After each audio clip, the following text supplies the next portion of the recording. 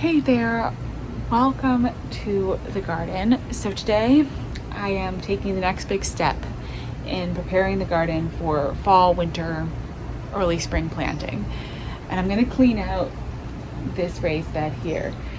It's a very hard decision to make because, as you can see, there's still a few things growing in here. We've got some of the zinnias that are still actually looking pretty good. The first bit of pest pressure is starting to show, and we've also got some peppers. But I'm making the decision to just get this bed cleared out, get it set and ready to go, so that I can do some of the planting now while I still have the heat and the sun and everything, and hopefully get some things growing and enjoy a little bit longer season of winter gardening and everything down the road. So it's an investment in the future, although it's a bit hard to pull out zinnias and flowers that are looking really good. I did go ahead earlier this morning and I put together a little bouquet. It was kind of tricky to put together, but I just pulled out a bunch of kind of random like summer annuals and garden plants and put together a little bouquet. So I will put more info or the clips of me doing that in at the end of this video, but I wanted to start now with the clean out process and getting this garden bed just all emptied out of the zinnias. Totally could let these go longer and I would probably get more blooms. As you can see, there are some buds on here, but I've already harvested a lot of flowers and they're starting to be a little smaller. I'm noticing that that is not the normal size of a queen lime orange zinnia flower. So I think the plants are getting a little stressed and they're putting on these much smaller flowers. So that's telling me that it's kind of the end of the season for these anyways. And then what I'm gonna do is harvest the peppers and, ooh, look, there's another hornworm and looks like the parasite moth has laid eggs into the hornworm. Okay, I will put that in a safe place where the eggs and everything, that can do its thing. I'm not gonna throw that just in the compost. I'll stick that in a different part of the garden. But I was looking at trying to see how many fruit were setting on these peppers, and you know, there's a few big fruit that I can harvest and we can eat and snack on, but there's really only one or two fruit kind of setting. I don't even know how long that's going to take. I'd rather just take out these pepper plants, clear out this whole bed, be able to get it nice and reset, put down some of my chicken wire that I'm putting on everything to protect from the squirrels, and just do the whole thing to get this ready. So let's move I just feel like I don't want to mess with the ecosystem doing its thing. So let's find a spot for this guy. I've had a lot of hornworms on the tomatoes, and I've also had a lot of these parasite wasps doing their things on the different hornworms that I've seen. So I want to, that's good that we've got those wasps. So I'm just going to put this here and hopefully, nature will do whatever it wants to do. These tomatoes are next on the list, I have to say. They're just starting to get really diseased and they're still producing some fruit. So I think I'm going to pick them through the rest of the week. Probably maybe this weekend I will end up pulling out the actual tomato plants and just, I'll harvest some of these tomatoes that are on the edge and we'll be able to maybe let them ripen on the counter, and that'll be good. But then for the rest of this, that'll come out. But for now, we're just gonna take all these out, and I am this time pulling them all the way out. A lot of times I do underplants like these, but I want to get all of the big roots out and just get all this greenery out. So that's what I'm gonna do. Just probably cut some of these plants off and then pull out the rest of them.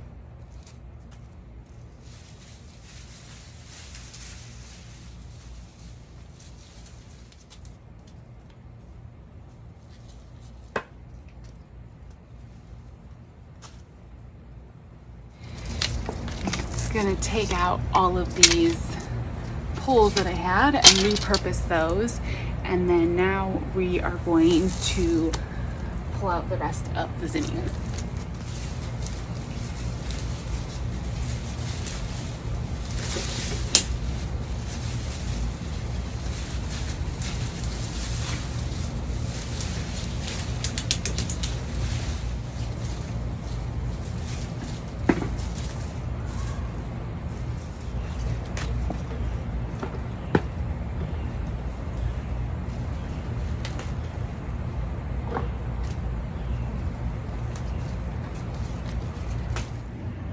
Look at all these peppers.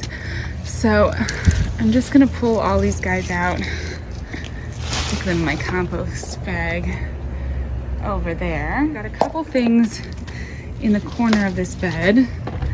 Get more of these guys off that, you know, are kind of would be worth keeping maybe. There's a lantana in here that's really pretty, but you know what? For the sake of fall gardening, I am gonna pull out this lantana, which is kind of hard to do because it's a really big, beautiful plant, but there's no point for me to keep it. I have tried to winter over. Oh my gosh, look at the root system on this. This is why I want to pull these guys out, because I just want to free up the soil in these beds a little bit. I have tried to winter over this. Like, I feel like the last couple times I've grown lantana, it has said that the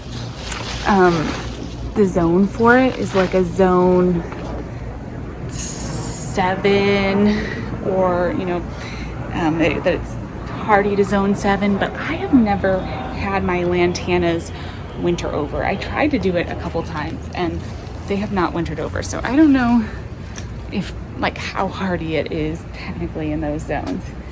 So now I'm just going to make sure I don't bury my sprinkler system too badly, and we'll get out the last of these bamboo stakes.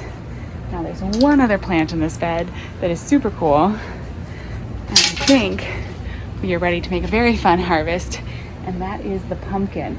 I have 2 pumpkins. I can see them on the end of the vine, so we'll just pull this vine in and harvest our pumpkin.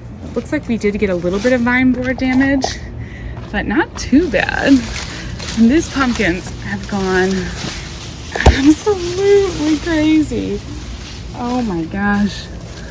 It's just incredible from one little seed how much greenery ends up growing. Oh my gosh, I'm tripping over my peppers, but let's harvest these pumpkins. Okay, this one is good to go. How cute is that? This other guy is a little small, like it could mature a little bit, I think. Next step with these will be to cure them, so I'm actually gonna bring them inside. I place them upside down on like a dry area, like a nice like rack or something, and just let them kind of hang out for, whoop, bumblebee in my face. I let them hang out for like a couple weeks, and then they're cured and they can go back outside and the stems dry up a little bit and you don't have to worry about them like rotting and stuff once they're outside. It is just amazing how much was growing in this bed. So much life from just like a few little seeds all together. Gardening will always be amazing to me. I'm gonna clean this all up and get it all set, and then we will chat again.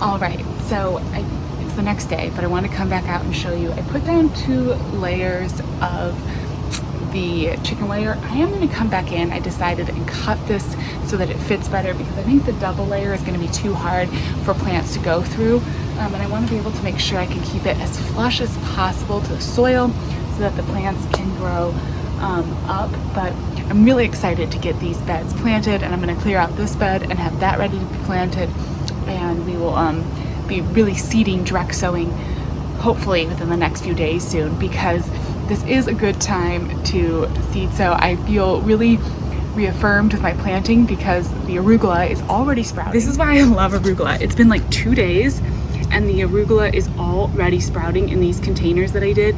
And as you can see, it's just growing right through the chicken wire. So this is exactly what we want. It's just gonna grow right through that, and then the squirrels won't be able to get in there and bug them. And here's we've got the lettuce in here, which is also sprouting. And so is some more of the other like lettuce. I think this is the Frauenschluss.